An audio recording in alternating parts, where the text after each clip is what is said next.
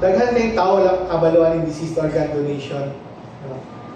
Actually, natay balaod sa Pilipinas, Republic Act 7170, which is saying na pag namatay sa katao, pwede siya mag-donatar sa iyang organs. So, kanina law, 1991 pa ni siya. Pero daghan kayong tao, wala pa nakabalo. And of course, because of this law, na abot sa DOH, so na forward po sa SPMC, so napit programa ang SPMC about deceased organ donation. In time maabot ka sa SPMC, yun yung madadeclare kang patay or brain dead, na kayo opportunity na mag-donate. Daghan kayong tao, wala nakabalo ani. So, mas mayon ta na ma-disseminate sa mga katawan. Labi natay, kung masin ka mo po, wala po mo kabalo, natay City Ordinance on Organ Donation. Napasa na sponsor ni Councilor Pilar Braga noong 2020. Napasa, I think, City Ordinance number 65, Executive Order 65, series of 2021. So, mauni siyang palambo na mo na kung deceased donor, pwede ka mag-donate. Dili nilain, dili ni tabu na mag-donate ka sa inyong organs. No? So, kinsa man ang matabangan ani, daghan kay matabangan ani, labi na kanang mga naidaot sa kidney. Para dili na mag-dialysis, the only way na matanggal siya sa dialysis is mag-kidney transplant. Lisod man kayo kung mangayo pa ka sa imong mga igsuon, mga relatives nimo o kidney. So mo na, mas gwapo palambuon ng deceased donor para dili na mangayo, magulak lang ta na daghan man kayong maangol, usually mga brain dead. At kana sila, pwede maka-opportunity sila na makadonate sa kidney at makatabang sila sa duha ka tao. Kaning deceased organ donation to, dili lang po siya sa kidney. No? Pwede po ka mag-donate sa imong atay, heart, lungs, corneas, yes. Sa mga tissue, panit, buko, pwede mag-donate. Mga tendons, so daghan kayong matabangan, no? Dili lang sa kidney. Pero sa karon, kidney kita pinakadaghan kay karon sa tanang Pilipinas, 130,000 na ang tao na nagadialysis. Dialysis ra na. Dili sa Davao City na sa mga 3,000 ka tao nagadialysis. Sa SPMC, ang dato sa SPMC, kada isa ka adlaw na 5 ka tao na magsugod og dialysis.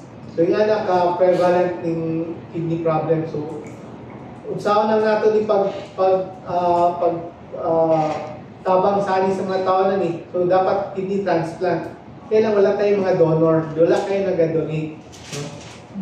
Dili nato gusto ang living donation kay daghan kayong mga black market, no, sa living donation. So mas maayo na para wala ko na mga black market sa living donation, alambuon nato yung deceased organ donation. Thank you, Doc. Nung nato na, di ba, pwede nato mag-donate. Kung mabot ka sa hospital, ma-declare ka brain dead, so ato mga tissues na, ato mga organs, kaya mga kidney, kailangan siya, buhay pa ang tao, no? Brain dead lang siya, no? So pwede na nato siya mahatag sa as donation. Ang after, so kung sa may tabo, pag mag-abot ka sa ER, pero ma-declare nga di na pwede ang imuhang other organs na ma-donate. So, unsa pa imong pwede ma-donate? So, ang pinaka-common na tissue na pwede ma-donate isang mata. Okay? So, worldwide, siya yung ang pinaka-common. Next is ang bones and then ang skin. Okay? So, this one, ang cornea or ang mata, kailangan na nato siyang ma-harvest pag ma-declare na yun na dead na yun ang patient. Okay? As in yung cardiac death. Hindi siya pa-delay death. Okay? So, muna siya. So, ang uban nato na donor, kay ang gusto nila is kanang ilang mga living organs. So, kung saan nato pag 2 months sa ilang gusto na mag-donate, gusto nila mag-donate, is we can get that through our mag-cornea donation sila. No? So, kinsa ang mga beneficiary, kinsa po ang pwede mag-donate. So, anyone can donate, no? O hindi siya kailangan mag-matching. Muna ang pinakanindot sa cornea donation. Okay, masikinsa pwede mag-donate, masikinsa po pwede makadawat. Okay? So, kinsa ang mga beneficiary kay katong mga pasyente nga atong kalimutaw, di ba? So, sa ang cornea transplant, ang kalimutaw lang yun itong gina-transplant sa itong mata. Wala na din siya ilain. Kaya ang kalimutaw, muna siya bintana sa atong balay. Siba kung dili clear ang atong bintana, dili na ito makita ang sulod sa balay. Kita po nga nasa sulod sa balay, dili po kita sa gawas sa balay. So, mo na siya ang pinaka-important, no? Kung makakita mo pasyente nga na ay puti sa kalimutan, tungod na infection sila, o na kanang usuman dili sa tua, kanang mga nalagsikan o mga lansang, ana. So, pwede na siya na mga cornea donation. So, mo na siya mga beneficiary. So, karon ang sa SPMC, na siya ang cornea donation as well as ang corneal transplantation. Ginabuhat na to na siya. Dugay na lang siya ginabuhat, dili lang din siya ma-disseminate og tarong mo na. Very good kayo ang ato ang purpose karon nga ma-disseminate tato na pwede UTI siya mag-donate to cornea sa ubang tao. Donor sign up, deceased organ donor sign up. Nana sa among Facebook page sa SPMC Human Advocate Retrieval Effort, OTSU. Nami QR code dito, pwede mo mag-scan sa QR code kung gusto nyo mag-donate. Kaya lang, kanang donor card na siya, napod din sa LTO, tayo magkomong lisensya, na sa LTO, na gamay na checkbox sa LTO na kung gusto ka may mong organ donor, deceased organ donor. Kaya lang, ang default sa LTO is kung hindi nyo mo ito makita, kaya gamay kayo, no direction. So, dapat maano pa rin natin ma-disseminate. No?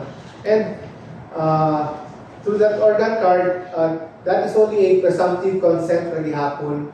Okay, once mabot ka sa hospital, ma-declare ka na brain dead or patay, ang pangutanong gihapon, imong pamilya gihapon, kung ganahan ba sila na i-donate ang imong organs for organ donation. Kung ganahan kayo, hatagan ka opportunity to donate. Kaya lang, paminsan kasi hindi alam ng mga kamag-anak. So parang parang tabu sa ila na lahat kayo na mawala ng tunod ang akong paryente, di ba? So mga na akong gusto ma-disseminate na it's okay, it's very good to donate, no? Wala yung reliyon na nagasulti na bawal mag-organ donation. Wala yung reliyon sa tibok, sa tibok, kalibutan, wala. Wala yung nagasulti. Tana nagasulti na it is the most charitable thing that you can do to your fellow man. So mga gusto mga sana, mas daghan ang makabalo about deceased organ donation.